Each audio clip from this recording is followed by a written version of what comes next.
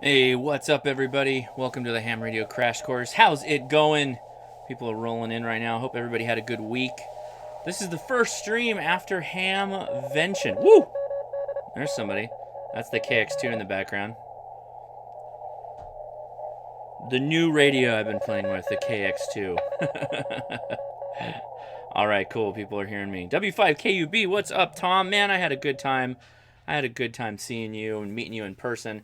That was so much fun. I can answer and talk about Hamvention for this whole show probably, but we're going to make this a wide open Q&A so you guys can ask any questions in a little bit. We've got a special presentation that I recorded from Connor, and that will be in a little bit. As usual, we cover a bit of news. So let's get right over to me. Ooh. Hey, focus. What's up? There we go. Now I'm in focus. What's up, everybody? Again, welcome to the Ham Radio Crash Course. What we do here is try and provide some information, new stuff coming out on the market, technological areas of ham radio so that we can all move forward together. Hopefully you're going out and getting your license. I've noticed on Facebook the numbers went like really high recently and a ton of people all getting their license. If you hear noise in the background, we've got contractors going on. The flood work, the remediation is almost done. We're going to get a bedroom and a bathroom back, which is going to be very, very nice. Big shout out to everybody that came up to me at Hamvention and told me that they got their license. I counted 4 or 5 people that said they got their technician, general, and extra all at Hamvention. One person already had their tech, a couple people had their tech, and they just went straight to general and then extra, which is fantastic. I was shocked. They came up to me and said, yep, I did it all in one shot, and I was like, man, that's super cool. So that's, what can I say? It's awesome. I had so much fun. I'm still thinking about it. I really need like an extra day just to really have a go at it with all the things that I needed to do and people to talk to and all that good stuff. So the homework for this week, I always try to come up with a homework idea, is hey, why don't you find a local ham fest? There is, the ARRL has a calendar of events that are coming up. It doesn't have to be a big thing like Hamvention. In fact, I think everything else is small in comparison to Hamvention. But go out there, go to a ham fest. It could just be a swap meet. In fact, I'm going to the the W6TRW swap meet tomorrow, Saturday morning. I'll probably get there around 8 or 9 a.m. It goes till 11, and it's a ham radio swap meet. It's in Redondo Beach, California. If you want any information on that, it is W5. I keep saying W5, W6TRW. So yeah, W6TRW. If you Google that and look up swap meet, you'll see it, and I'll be there. And I might be bringing the whole family, so it'll be a lot of fun if anybody's in the area. Let's see. Oh, patron picks. The vote is out for the patrons. If you go to Patreon, the link is in the description.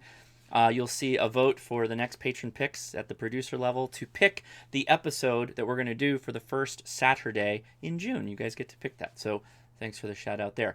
We will be doing a Discord live after chat. And all you got to do to get that is go to the description, take the link to Discord. It's kind of like IRC with text and voice chat. And we're going to have a lot of fun with that. Or Zach will post the link in a little bit. And hey, Zach, thanks for stopping by.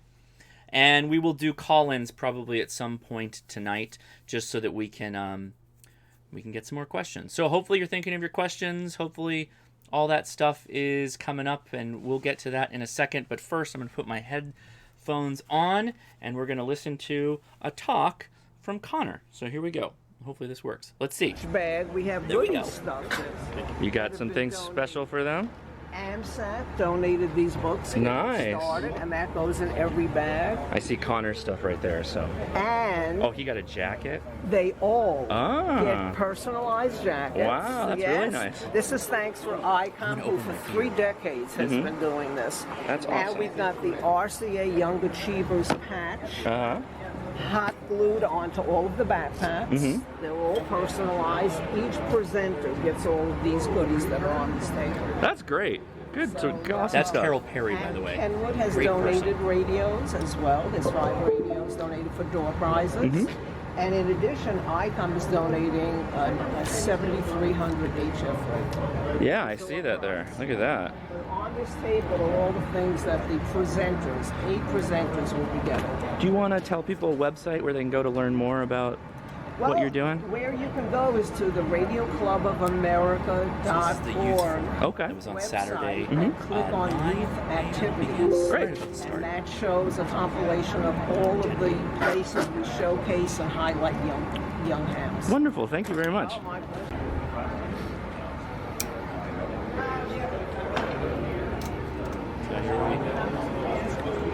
Here's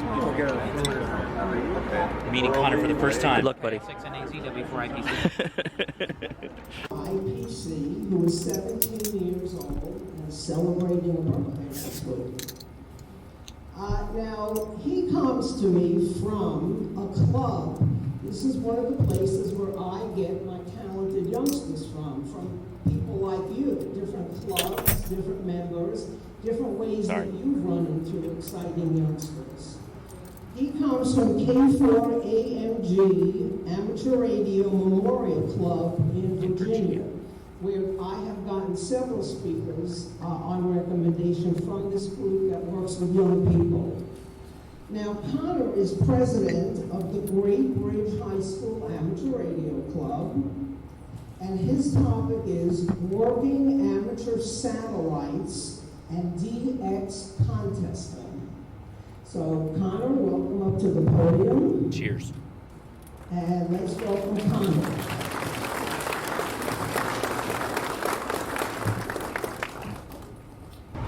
Okay, good morning. My name is Connor Black, call sign W4IPC. I'm a junior at Great Bridge High School and also the president of the radio club. And today's topic is working amateur satellites and DX contesting. So what is an amateur radio satellite? So they're basically little repeaters in orbit that are hundreds of kilometers above the Earth's surface, and many of them are just about 3 inches by 3 inches little cubes, and those are the new ones that are going up. They're very fun to work, and they orbit anywhere from 400 to 2,000 kilometers above the surface, depending on where they get shot into orbit. And the past times are relatively short, about 12 to 22 minutes, but it's fun to work, but their contacts on the FM satellites are pretty quick to make.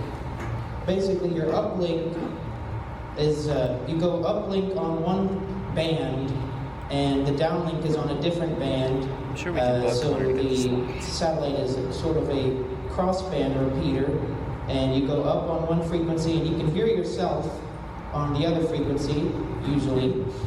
And you come down on another frequency to someone else, and they go up and down to you. And so what do you need to work a satellite? Well, you don't really need that much. All you need is what I use, 2 cheap handhelds, and just a 2-meter 440 Yagi that you hold in your hand. You don't need too much. And I have a high school station, which I normally use, which is, it's a tower. It runs a computer, so it's all automated, and a Kenwood TS2000 radio that makes it a lot easier to work these satellites, just the lazy man's way sitting in a table. Connor did a great job, by the way. Real So where are these satellites, and who can you talk to? So the higher in the air a satellite is, the larger the footprint of it is that you can talk to people on. And when the satellites are just barely up over the horizon is when it's best to talk on them, because you can get people much further away than if they are right overhead. And it works just like repeaters do. You can, if the farther you are from the center, the farther you can talk away to someone else. The further people are, you can talk to. And there's also lots of DX on satellites. What is DXing now? DXing is talking to I did get that. faraway stations and talking to the furthest station away as possible. It's fun to talk to these exotic and rare places, especially ones that don't get on the air very often. And it's fun to collect QSL cards and all these exotic countries. They're pretty interesting cards they have. And I have some from Panama, Italy, I have one from Australia, so it's very fun to collect these QSL cards and talk to all these interesting people around the world. So what is a DX contest? Well, contesting is sort of the sporty aspect of ham radio. Most contests, such as the ARRL DX sideband contest, give multipliers to your points for talking to new countries or zones. And the point is to contact as many foreign stations as you can in a certain amount of time. And the DX contests are great ways to gain points towards your DXCC awards. And a couple examples, I've worked Japan, Antarctica, and a bunch of other different countries during these contests. They're great times to get on the air if you want to work some of the rare stations. And so, what do you need for a DX contest? Well, you don't really need much. You need a radio and an antenna. That's all you need. But a lot of stations that enter these contests have big antennas, high power, all these fancy radios. But for the longest time, I just used a dipole and 100 watts until I got a bit of an upgrade on the bottom right corner, slight upgrade. And did I win any of these contests with 100 watts? No, but it's fun participating in these contests. You know, you can have all the legal limit power in the world, but your antenna is the most important part of your station, because if you can't hear anybody, all your power is useless. That is it.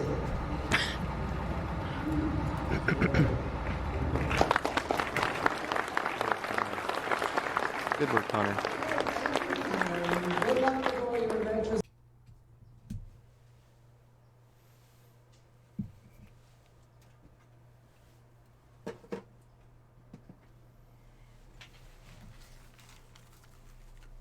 All right. Clapping. Good work. Okay. So, Connor, you did a great job. Thank you so much for letting me record that. Did it cut out? What happened? Oh. Zach says, That always makes me think. No good. Anyway, Connor, you did a great job. The talk was really well done. Slides, he said he can make those available. Come to the Discord after chat. That way you can exchange emails, or we can figure out a way to do it. Anyway, so here is my KX2 that I purchased at Hamvention. I went with the Shack model, or the Shack in a Box model. That comes with the tuner and the timekeeping source, or the clock, basically. A bag. Where's my bag? I'll get it later. And the microphone, which is in my bag behind me. So basically, you get a battery, a charger, a mic, the whole 9 yards for just getting it up off the ground. You got to provide your own antenna, which is a BNC connection on the side. At any time, if anybody wants to ask a question, now would be the time to do it. Otherwise, I'm just going to fool around with radio stuff. So turning it on, it's just the A and B button and the rate.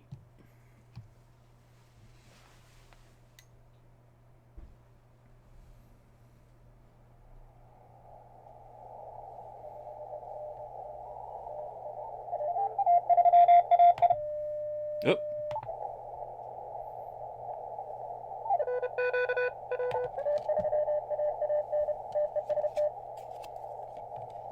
These are some QSL cards I got.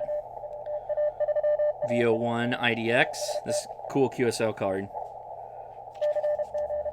He's got a full size. This is like a business card. That was a nice guy. That was great to meet him. What is the easiest handheld to program that is good? Do you mean program by hand or by the computer? If you mean program by hand, the Xiegu FT70 is really easy to program. If you mean by computer, well, if you have RT systems and you have the cable, the appropriate cable, they're all pretty easy. If you know your way around chirp, then, by hand, Xiegu, yeah. But if you know your way around chirp already, then Baofangs are cheap and they're easy to program. What an OM sticker. This is somebody, Kenwood gave that to me. I do monitor 146.520. Also, check this out. This is kind of cool. This is a sticker of the selfie I took at the Warpwing Brewery, and the little printer I use actually puts my logo on it. So that's pretty sweet. That's the people that went to it got some of those. N1 UFO asks, can I borrow your KX2 for field day? No, sir. Sorry. Billy Abernathy says, just don't use the Xiegu software. It's horrible. So I kind of have to agree with you. The Xiegu software is not intuitive. I did not like it. Wilco1985 says, Dayton was the first time I heard anyone on 146.52. Man, local, we get people on, a couple times a day. And Summit activators use, or Soda activators use 520 a lot. Roberto Ellison asks, what did that radio cost? I watched the man give you that QSL card. It was $1,260 for the whole kit. So more than a $7,300 for this radio. Pretty expensive. No joke. Yeah. Billy says he bought the FTM 400 and could not get it to work, so I bought the RT systems. Yeah, I I believe it. I believe it. And yeah, that's right. I told my wife I paid $200 for it. So let's jump around here a little bit.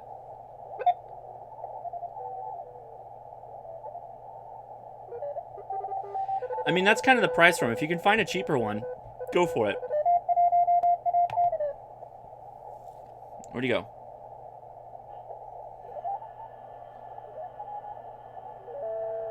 That's FT8. Okay, we're going to go up to single sideband. So I'm going to switch here.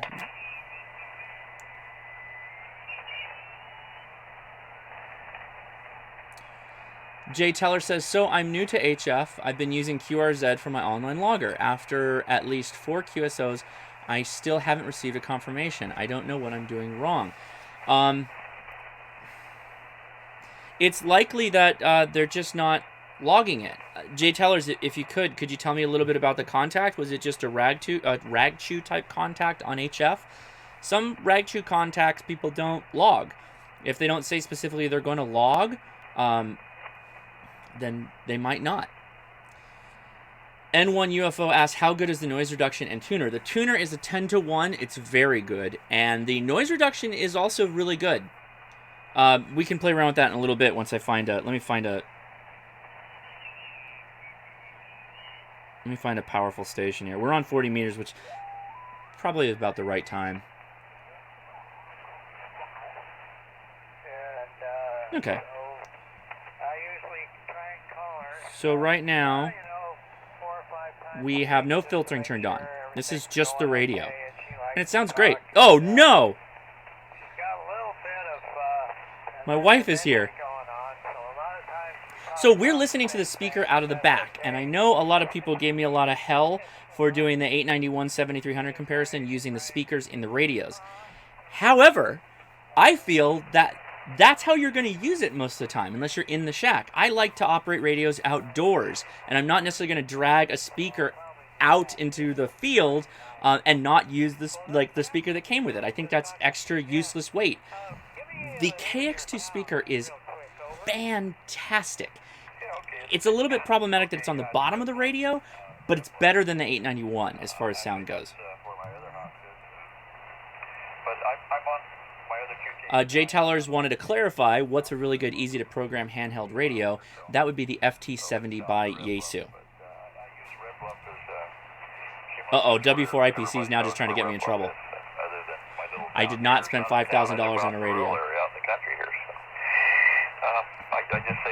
So you are listening to the speaker out of the back of the radio to the mic, which is over here. I went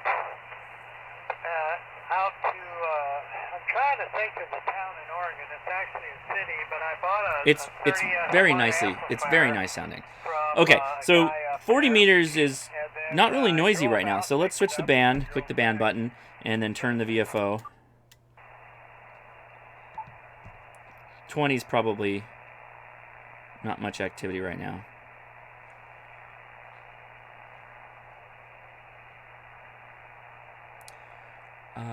Okay. Bruce, not about your radio, new ham question. 2 meter repeaters. Why when listening to 2 meters? I don't understand the question. You're going to have to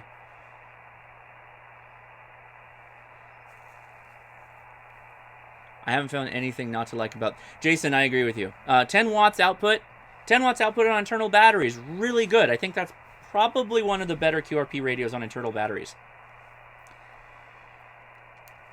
Bruce, can you re-ask that question? I don't understand. 2 meter repeaters. What about them? I like them. Oh, wait. There's a follow-on. Sometimes you will hear static on someone transmitting, but others in different areas hear them fine. If they can full quiet repeater, shouldn't their repeater full quiet my local? Yes. So if everyone sounded that way to you, then that would be on the receive side of your radio based off of the power output, distance, or elevation of the transmitting repeater. If they're the only... If you're all hearing the same station and you hear them fuzzy, crackly, that frying egg sound like Ron likes to say at HRO, and nobody else hears it, then one of two things is going on. Either you're going crazy, or their hearing might be going. But generally, if you're making it to the repeater, they're not going to get much different information than you're getting.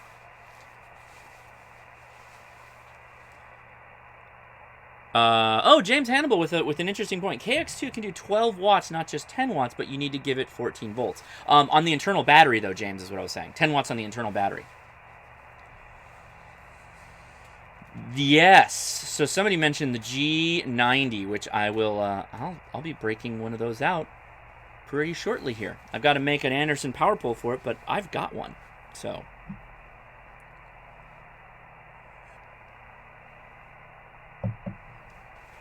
I could hear a station.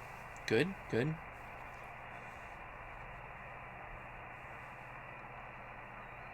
Chris C, 2 meter moving or not perfect line of sight. That's true, but then all stations that they would hear he would hear them that way. That would be the proximity to the repeater, not the quality of the audio coming in on the repeater. Yeah. 10 watts on the internal battery for the in fact, I can show you here. How did I do that? I did that. It's under the menu system.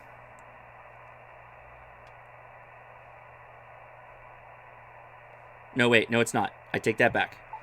It's long. So there is one thing. This is a complicated radio to use. It's not complicated because the menus are unintuitive and hard to use. It's complicated because there's a lot of controls. There's a lot of controls on the front of this radio, and you have to remember a lot. To set the power, you long press. That's what the yellow means, is long press. So right now it's on 5 watts, and I can crank this up. So now it's at 10 watts. So there we go. So 10 watts output. We got a rare entity C4W on 7.0651 Cypress. So W4 IPC is throwing down the there's a CW contest this weekend. So for anybody that wants to hear CW, now's the time to get your radios out, because this is definitely the weekend to do that. James asks, am I getting the protective side rails? Yes, I probably will, because this is the only downside I see to this. Well, there's 2 downsides. In fact, let me switch over to 80. The first downside, I'll cover that, and then I'll come back to the other downside. The first downside is these plastic dials feel cheap. That's the only downside I see on the user interface. And the VFO is okay. The rate of control is not bad on the VFO. It feels okay. There's no like finger nubbin to rotate. I end up using the smaller knob because it's the fast tune. And you can change the rate down, and you can really jump around the bands with this. So I like that. Let me find... yeah, I'm going to throw more money at this radio. So let me go to 80. A lot more noise. So we got about an S7 noise. I'll do a tune real quick. It's already 1-to-1. That didn't drop the noise. So let's do this noise. Noise reduction. Not bad.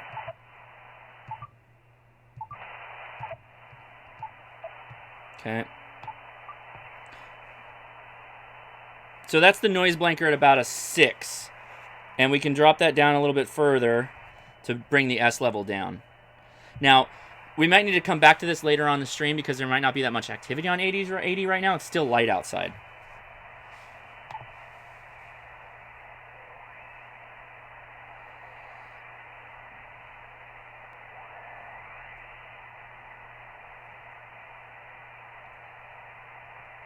Yep, people are going crazy for the CWs right now, so make sure you get on that.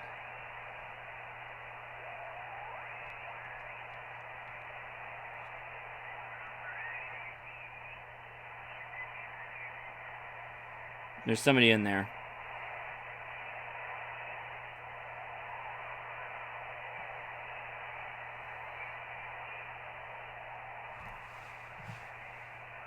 Well, I'm going to throw more money at it because it needs the side rails to protect it when it's in my pack. If I'm going, just raw donging it in my pack, I guess.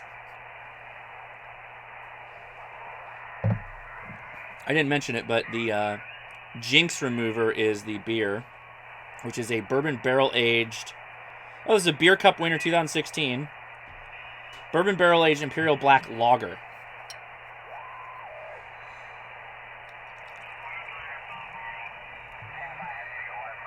Okay, so we got a station here. Oh, we don't want to be on this station, though. That's 3.840. That is the dumpster of 80 meters. Don't stay there. Spin that dial, buddies. Don't stay on that frequency.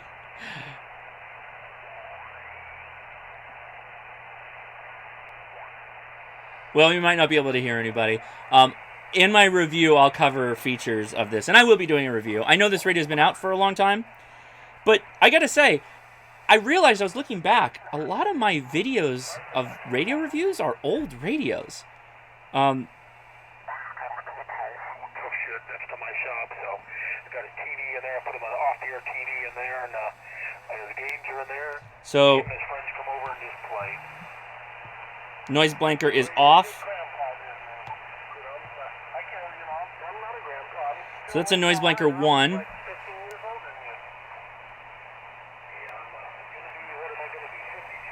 Goes up to 15.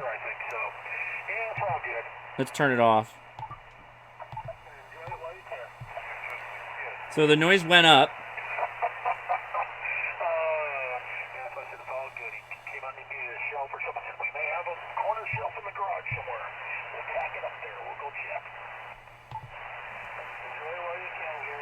Okay, I'm going to turn it off. And we'll do the noise reducer.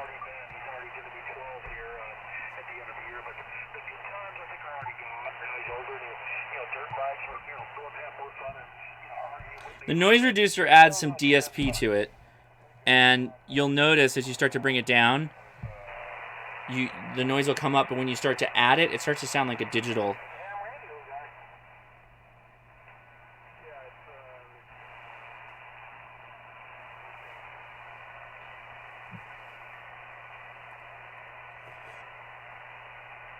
It does not have an idiot reducer. The idiot reducer is the big dial, the biggest dial. You spin that until you get rid of the idiots.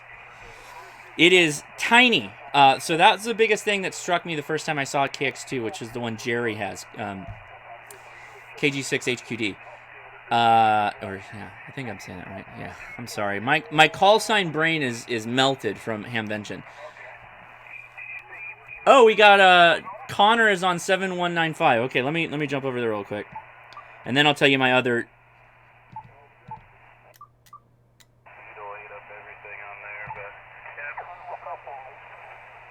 And I'll tell you my other problem with the radio. All right, Connor, go for it.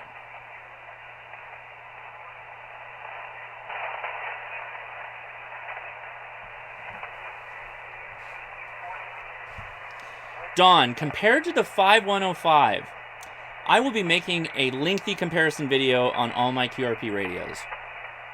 I will likely include the 891 in that discussion. Even though it's not QRP, it is portable. So maybe it's just going to be a portable. He's in there, though. I think he's in there. Connor may not have his full legal limit amp turned on right now. Let me see if I can get that noise blanker on.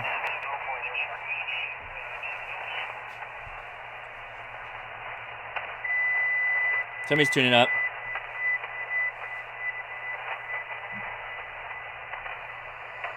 The Matthew Kinney asks, has anyone used an ICOM 706 or the Mark II? Yes, the Mark II is good. That is a good radio. If you can get one of those, pick it up. Good radio. 706 is not as good as the Mark II. I mean, obviously they're throwing a second Mark. It must be even better, but that's a highly recommended radio.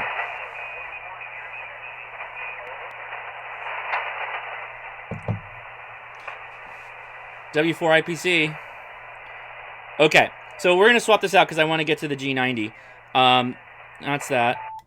Turn it off, same way you turn it on. Power connection will smartly connect from, it'll figure out that it's getting better power from the AC input, I'm sorry, the DC input, and it'll switch over. So here's the other downside. This is the only other downside, and I'm going to switch to the overhead for this. So the only other downside is that to swap the battery, you have to undo the side screws just a little bit. Oh, is it not focusing? We can fix that right now.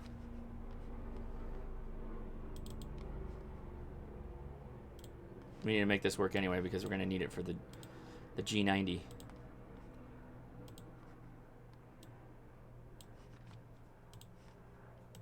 Okay. So the downside is you have to open the back up. The speaker wire is on the back plate connected to the speaker. And you have to kind of lift up the battery pack and use this little plastic dealie right here to pull the battery out. And so here's the plastic dealie I was talking about. It's not the best solution, but it's tiny. So it's kind of like how you can't really be upset about that. So when you're playing around with it in your shack, I recommend that, and this is kind of how I put it back together. So I try and keep the second door next to it, slide the battery over the side, push the switch, the connection switch down, and then kind of come over the top and make sure you've got everything out of the way and seal her up. So that's the only part of it that is not great. Somebody asked, do some CW decoding. I already did. I was doing it right in the beginning. Yes to the decoding. Okay. What the heck? You guys are deciding. This is your Q&A. So you're asking, the question is, can you do more CW decoding? Yes, I can. So I'll do that right now. That's just cutting into G90 time. Your call. Okay, so I have the CW decoding already turned on. Oh, I got to switch to overhead desk. There we go. Okay, so basically, I'm going to go back to the B channel. It's in CW. I have it set up for CWT, which is CW tuning. The line that's showing up here is where the CW signal is to 0 beat. And the radio will attempt to 0 beat for you if you center press this when it's turned on. So that's a pretty good station. I'll try and 0 beat this guy. So it lines it up right on that arrow, and then all of a sudden it'll start to try and decode it. And that's what this is right here. Now he's pretty fast, so there's a couple things you might have to do.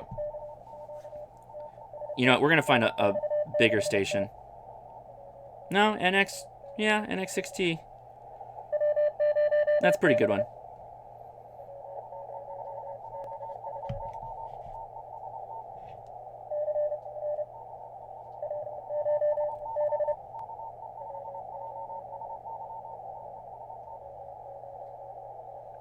Hey, Ray, W5UZZ.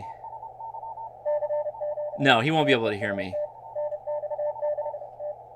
Yeah, Connor's running a pilot. Connor's doing a live after chat right now. So he just sent test, and it got it. Let's find a more powerful station. That's a big one.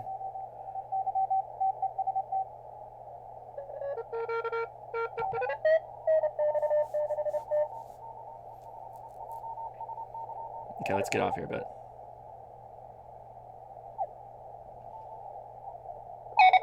There we go. I figured there'd be somebody on 6-0.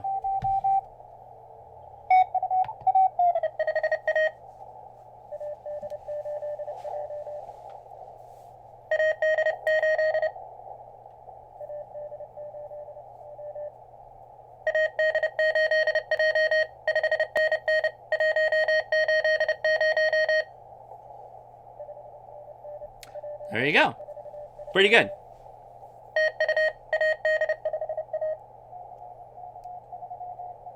Wait.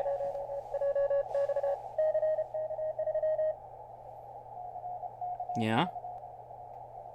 What's the exchange in this?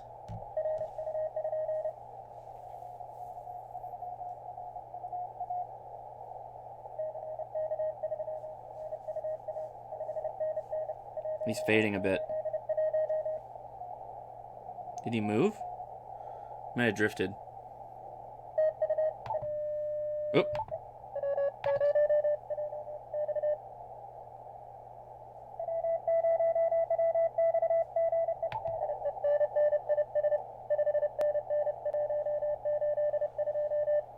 I don't know what this exchange is.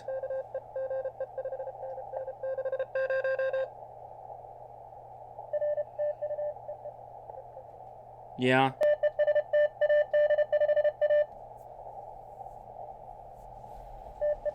State, city, and signal. Okay. Thanks, Don.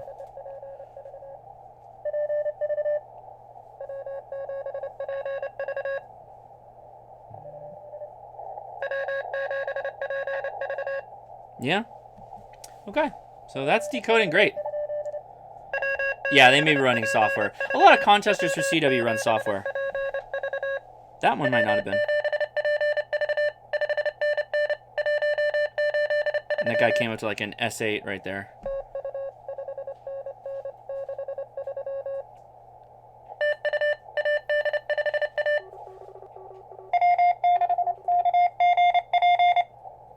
So even though it's off tune, it's still decoding it. So ideally it needs to be right here in the CWT, and it can slide up and down a little bit, and it can still kind of, see, he's way up here, and it's still decoding him.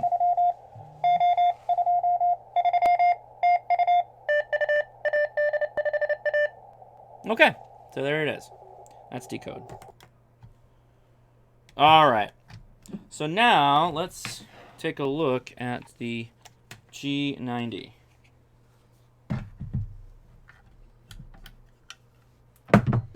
So you get a mic very similar to what comes with the X5105. You get a programming cable that's very similar to the X5105 with the blue dongle. You get a Cat5 connection type connector for the mic. You get a separation cable, serial cable, for separating the faceplate off of the radio. So the radio faceplate actually comes off if you wanted to set this up on an HF or in a mobile installation. And then this is the power jack, or the power cable. Now this hex key here is what you use to take the faceplate off. And so I have this guy right here. And it's pretty beefy. I would say it's a, geez, what happened there? It's a pretty beefy radio, all things considered. Let me, can I do that?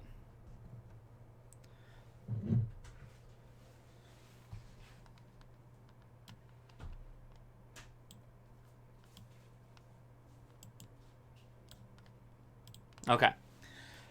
So radio has chunky, actually like delimited. Let me do this. There we go. So the radio itself has like detented dials. Every one of these is detented. So there's a little like is that what you call it? Detented. Detented. It's not a smooth throw. Cables are or the buttons are incredibly small. And there is a screen in the front, and I believe that that's supposed to function in a waterfall type capacity. There is no stand to this radio. The backside, okay. The backside, antenna connection, key, COM port, IQ, an ACC, which is like for controlling your PTT for cat control, and your DC in. So non-standard DC in is a bit of a bummer.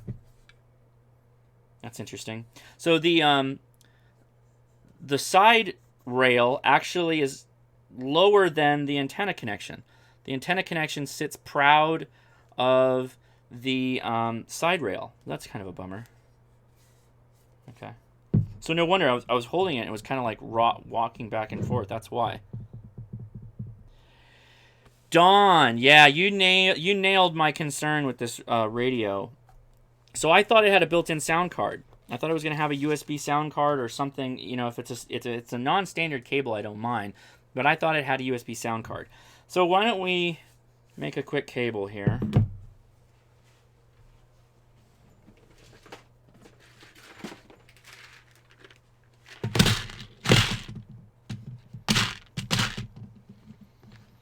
Oh, that's right. I didn't refill my kit from the last time we made a cable. This probably won't work, but we're going to give it a go.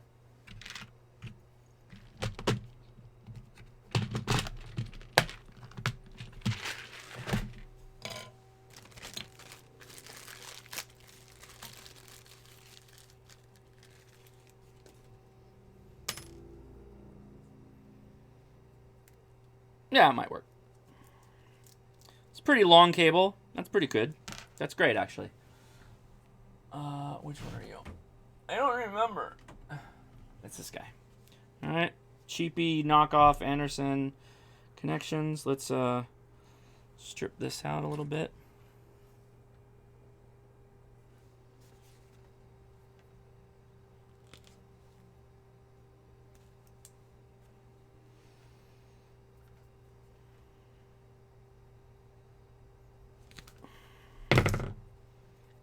Okay. Which one are you? You're the 30 amp, I'm pretty sure. So, in you go, and boom goes the dynamite.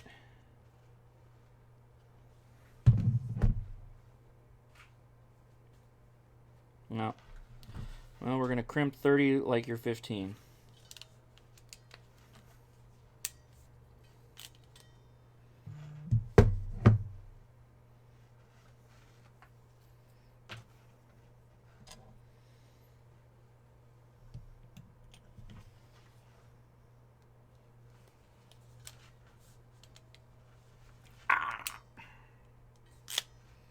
Okay.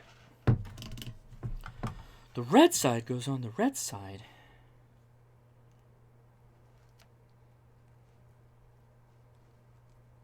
I need a pokey stick. Poke and stick. Where's my little screwdriver? Where'd you go, buddy? You way over there? Okay.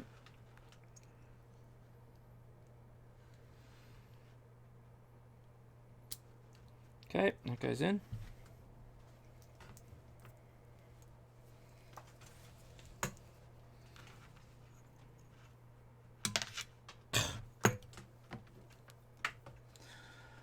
G90 sounds really good connected to DX Commander Vertical. Hey, all right. Yeah, I'd like to try a DX Commander one day. I really don't have a vertical that I can leave permanently installed. And I like the idea of having a vertical and a dipole and something else connected at any one time. Oh, come on.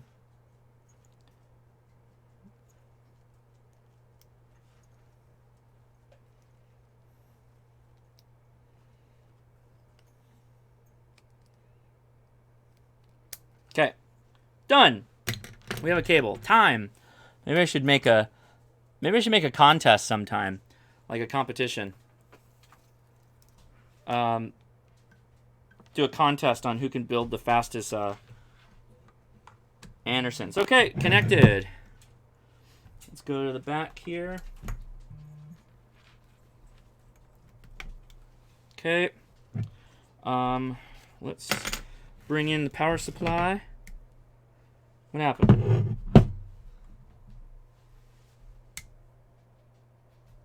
Why is my power supply not working? What happened here? Oh, I disconnected it.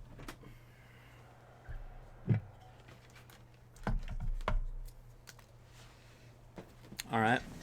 Let me sit down.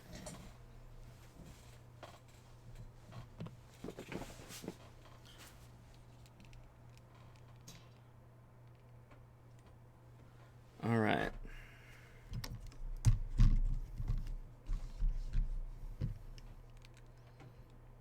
Okay, prepare yourself. Here we go.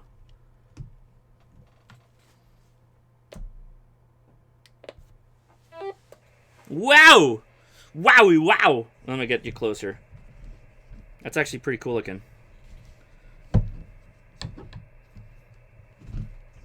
Okay, work with me here. Work with me.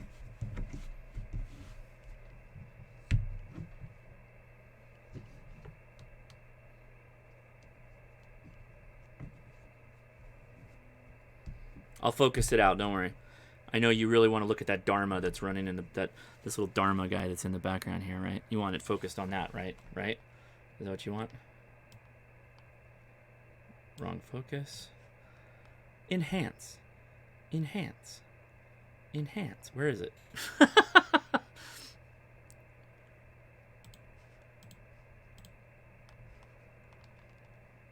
Ah, there it is.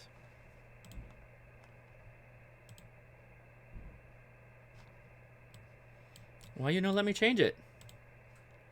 What's going on here? Oh. Were you down there the whole time? Sorry about that. Bam! Little tight. Okay, there we go. Little tight. Okay, does it play Zaxxon? Forget your life. There you go, buddy. All right, so let's crank the volume. Try that out. You know what we need? An antenna. I'm an idiot. Oh, nice sound when it shuts off. Where'd my antenna go? Is that? Yeah, what the heck? Remember, kids, Hammer Crash Course supports having a antenna connected to your computer. Your radio. There's no microphone connected, though, so we're okay. But, yeah. Let's do that right. I was like, man, that's really quiet.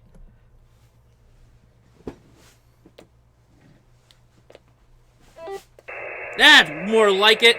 There you go. The waterfall's a little blown out.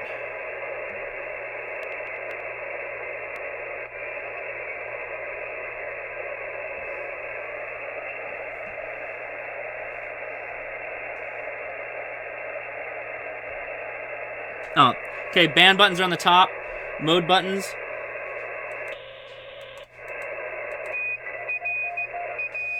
Whoa. Okay. Hold on. Hold on. I gotta make this work so you can see this. We're gonna make this work.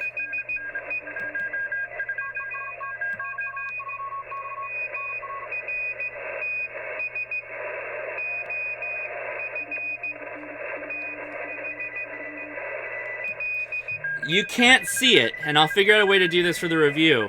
But this whole area here is the waterfall, like on the 7300, and it's alive. Like you can actually make out the slices for CW. That's really cool.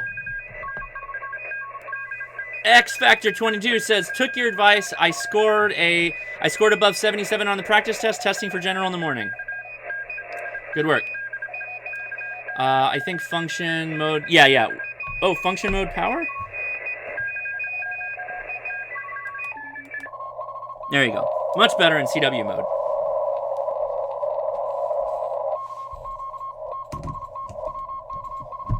Let's do this.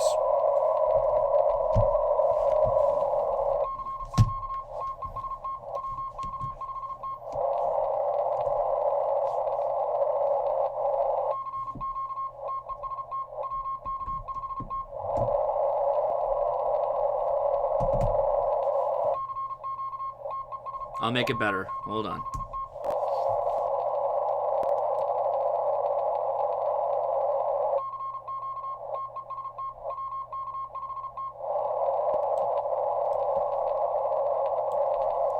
Okay.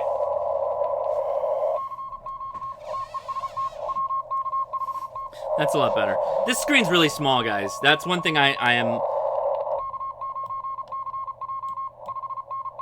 I'm nonplussed by the screen at this point. Something I can cram underneath it to give it a little height.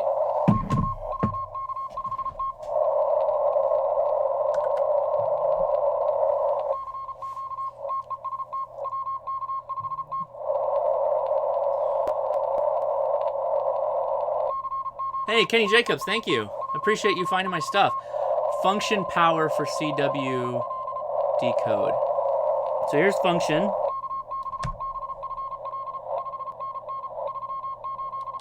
Oh.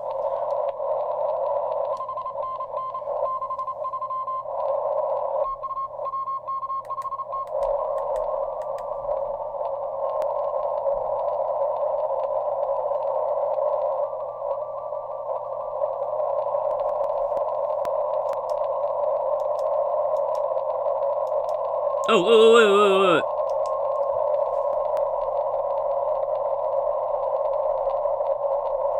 This will increase viewability so much. It's barely viewable to me, but now you can make out the contrast. Power is 20 watts on the control wheel. Pretty good. So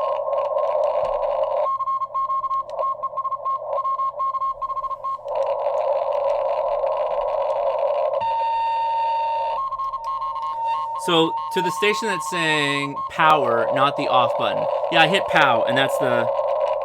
Just hold it down. SWR scanner.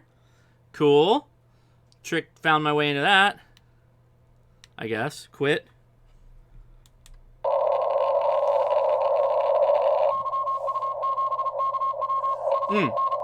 Before we run out of time, I'm going to turn the call-ins on. Anybody want to call in? Go ahead. If not, no big deal. Oh!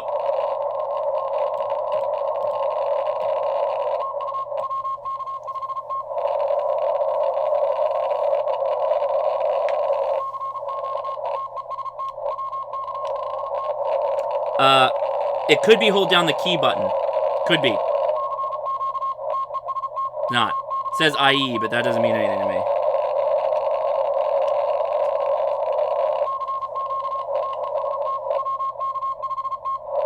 It does have a cool screen.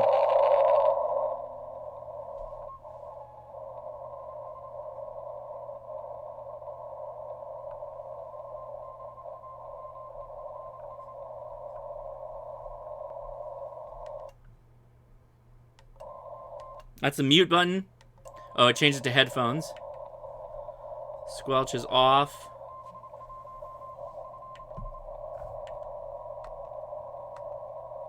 Oh, pushing the button allows you to change where you're tuning from.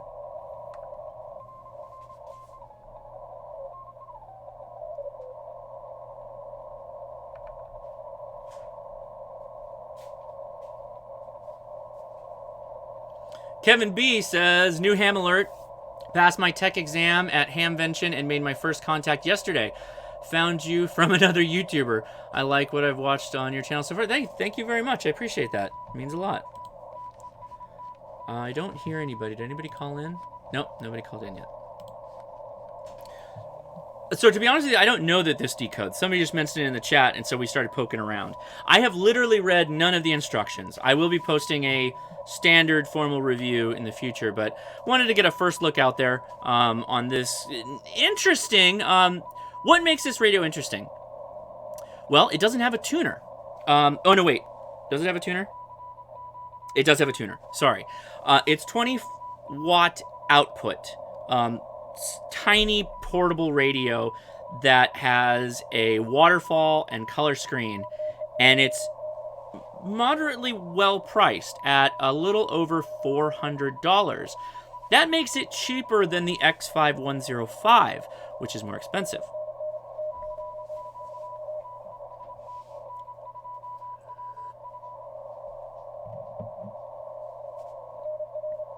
Buzz KD9NHG. So I've read about that for a long time, that Xiegu was going to come out with a screen control type device for controlling all their radios, but I haven't seen much out of the way of pictures that are in Chinese.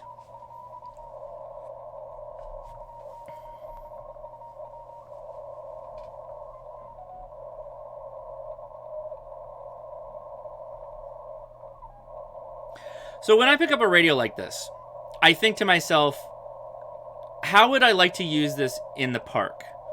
Mobile, on a summit. I don't know. It's not trending well in that direction for me. There's no stand. But I don't know. I've got to use it to really decide.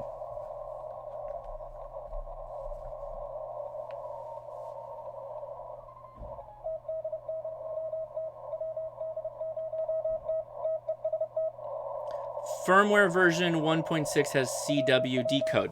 Don't know which version this has. I picked this up at Hamvention. So I don't even know how to get it into that yet.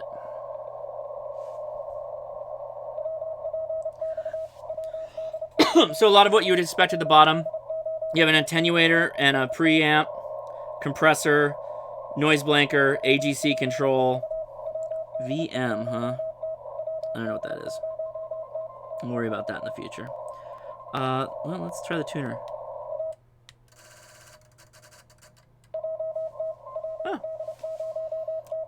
In the function menu. Okay, so function menu is this guy. Nope. Wrong. You gotta long press it. Okay. And then you gotta click next. I guess I could look at the screen here. That's gonna be a lot easier. So it's version 1.6, so we should be able to decode.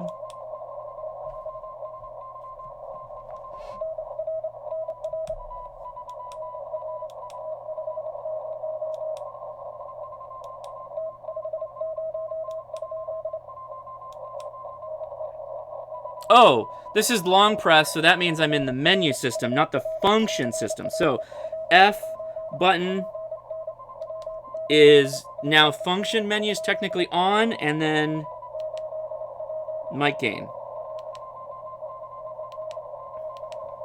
Key. CW volume. Lock. Scale. I don't want that. Tune. No. No memo. No memo. Don't know. Robert Danner asks, I'm a disabled person and want to get into ham radio. What is the best way for me to do so? There's a lot of different ways. It obviously depends on... It obviously depends in the type of disability you have. If you're visually disabled, you know, there are radios that will speak out what the radio is doing and what mode it's in. If you are hearing impaired, there are radios that can obviously convert CW. There are radios that can print things out to screen.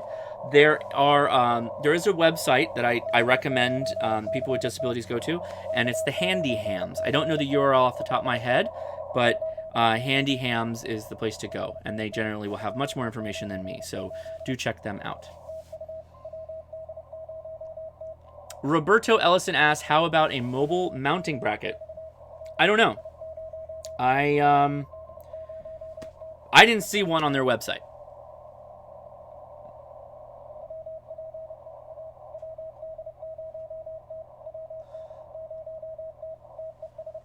Long press power. I did that already. That's the sweep for the SWR meter. And then when I long press key, I get a bunch of characters on the bottom. It's replaced the waterfall, but it doesn't look like it's updating.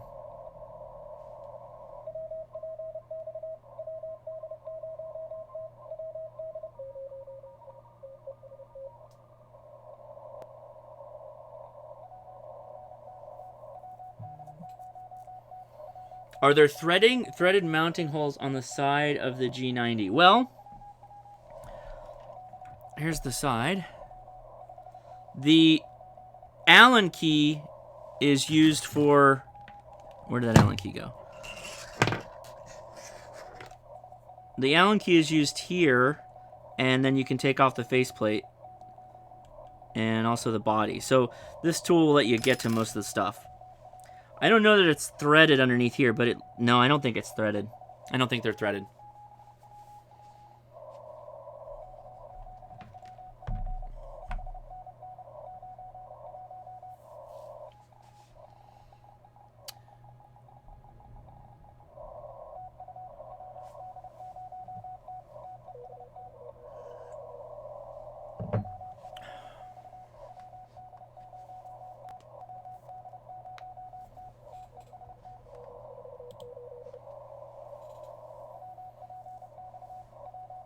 Matthew Kinney, it depends on the link, but you can try and post it, and it might go through.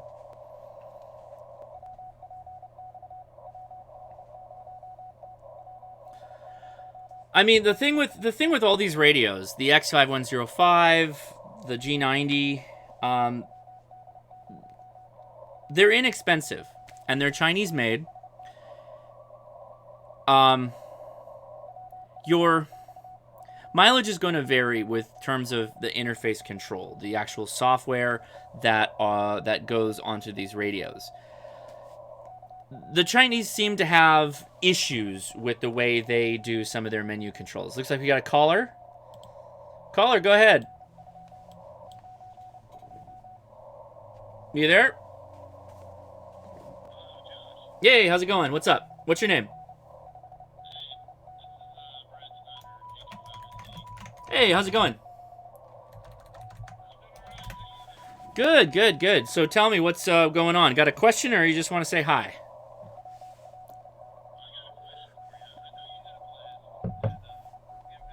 Yeah. Sure.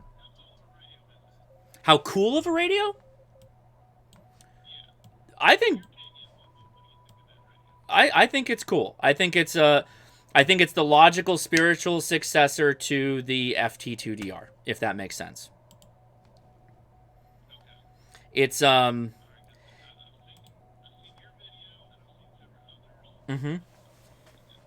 So here's what I'll say. Yeah, so here's what I'll say about it. I'm not going to get into wait, they're saying they can't hear you. Oh my gosh, they couldn't hear you. Okay, so the question, sorry about that. The question was asked by the caller. He should be back now. It's Brad. He was asking, do I like the FT3DR? What are my thoughts against like the FT2DR? So if you take price and you leave price on the table for a second, don't worry about the $520 MSRP asking price yet. We'll get to that. The feature set is everything the FT2DR had plus more, and it gets to use the same accessories that the FT2DR had. So it's obviously a spiritual successor to the FT2DR, and I think it does a good job of adding features. What's going on in my house? Hold on one second. You entertain everybody. Give me a second. Hello, Josh's stream. I hope everything's all right at his house. Sorry about that. My contractors said they were going to be done at 7 p.m., and they're still here working. We're trying to get the bathroom and the bedroom completed. So, yeah, it's 8 p.m. my time. I know it's later for all you guys. So, everybody can hear you now, right? Go ahead, say something. Okay. Yes. So, yeah, this the color screen, is it really neat? Because I like that color screen on it. It's really neat. I'd say it's a little bit better than the G90 screen, because the G90, look at all the information it's trying to pack in here. By the way, I think we got the decoding down. That's what the decoding looks like. I really like the screen. It's really high contrast. It's really bright. The question will be, and a ton of people have made it on the comments, will that take away the battery life of the radio? Now, John Crook said no, that when they designed the FT3DR, it is supposed to maintain the MCOM spirit of the FT2DR and the functionality in that radio. Meaning, it's got to have a long battery life. It's got to have functionalities associated with APRS, direction finding, communication with a group of like-minded people or a group of people in your team. And it must have accessories like to use AA cells. He mentioned that specifically, that it must be able to use AA cells, which is generally something the MCOM community at least likes to have for backup. So yeah. Okay, cool. What do you think about it? Well, I just wanted your. I think it's really cool. I've been actually looking around for another handheld, like a good quality, not the cheaper ones. Uh-huh. And after I seen that one, I was like, I think I might have to get that one. What are the features you like about it the most? I like it because of that color screen on it. And I ain't tried Fusion or anything yet. I think I know there's a couple of Fusion repeaters around here, but I hadn't even tried that yet. Right. Fusion's nice. So. I like wires in particular. I think it's one of the better systems for digital. It's easy to use. The menu-driven system is very easy. Now, let's take back and bring the price back to the table. $520 is about what the FT2DR cost when it came out. So I don't think that's going to be the street price necessarily. I assume that the majors will sell it for less, HRO, Gigaparts, all of them. But I think over time it will also go down. So. Right. Yeah. Well, those are my opinions. That too, because it's since they did take a little bit from the 70, because I was actually looking at the 70, but since they took a little bit of feature from that or design from that, and then put it with the 2DR, I'm like, that's like a really good radio. Yeah, I agree. I think the color was a good way to go. I think the Bluetooth is inevitable, if that makes sense. So I'm just going to say this. People gave radios not having Bluetooth like a lot of crap.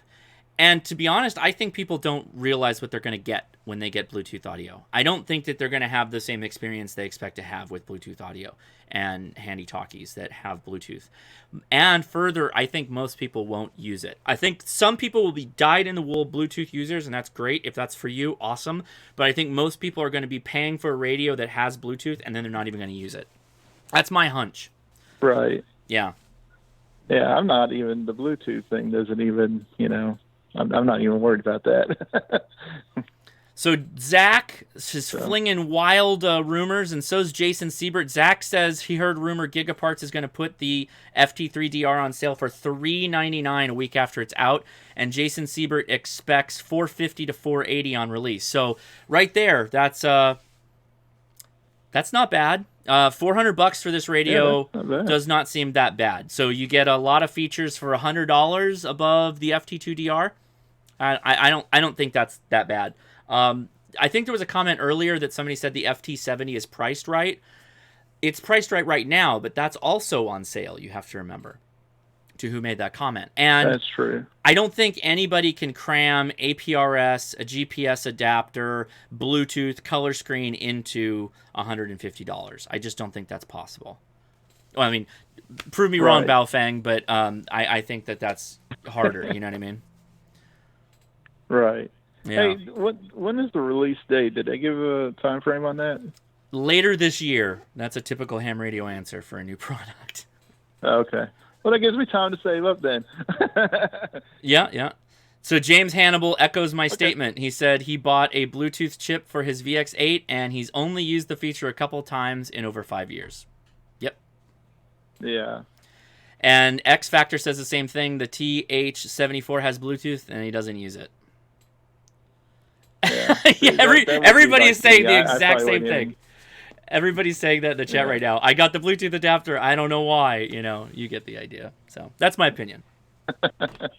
Right. Okay. Well, I appreciate it, Josh. Absolutely, buddy. Thanks for calling in.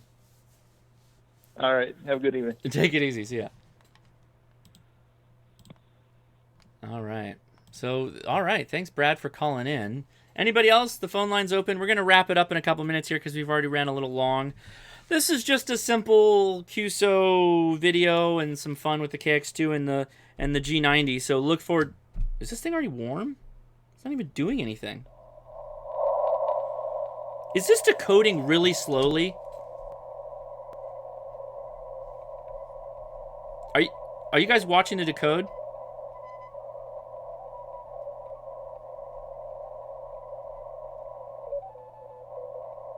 Oh no, it's moving.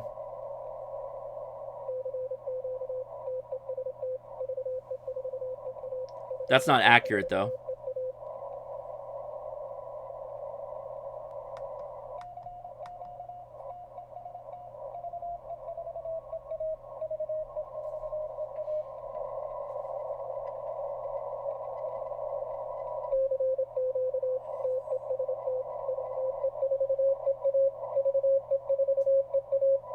It's not updating.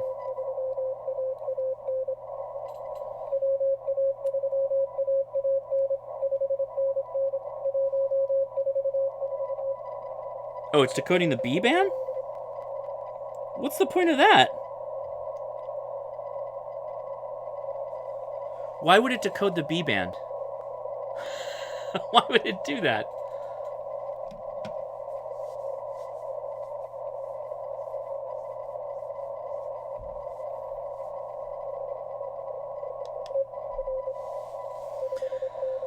Robert C. Danner asked the A and B lights when it decodes.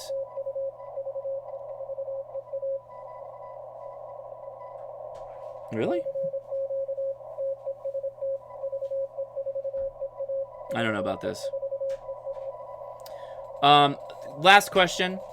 What is a good radio to start out with by Robert C. Danner? The question we get every video, and it, you know, I should probably just make a video about that. That's a little bit clarifying specifically.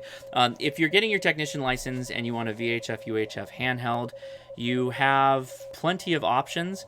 A very inexpensive place to start is a Baofeng. A UV5R or BFF8 is the simplest and most inexpensive place to start. Get a programming cable and you're not much in more than $60, $70. If you want to spend some more money, the Yaesu FT70 is a solid choice. That would be, or an FT60. That would probably be the options that I would pick at this point for a bit of a step up. Unless you wanted to go into DMR land, which I don't know that I would recommend that for a beginner. That's my personal opinion. Yeah. Okay. Yep, Tony has one. Let's see, any other questions?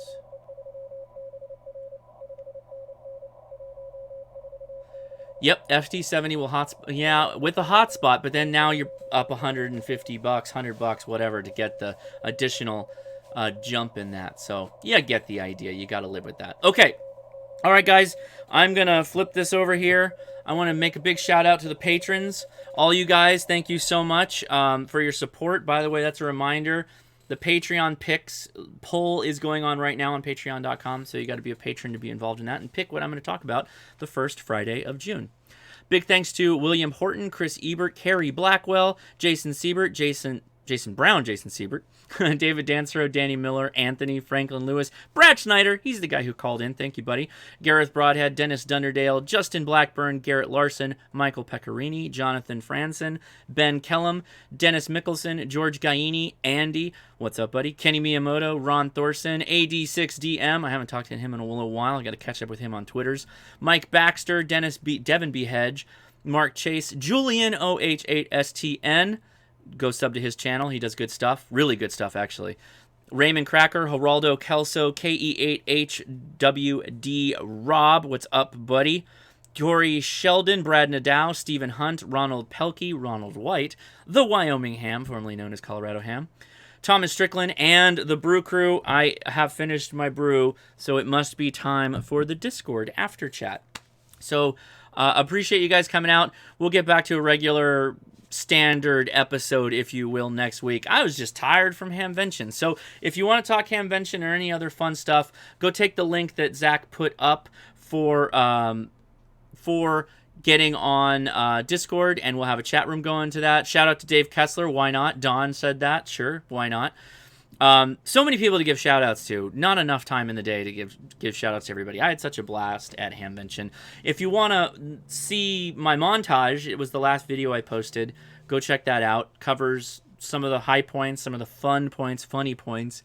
So I'll be on Discord, and we'll go crazy from there. All right? Thanks so much for watching. See ya.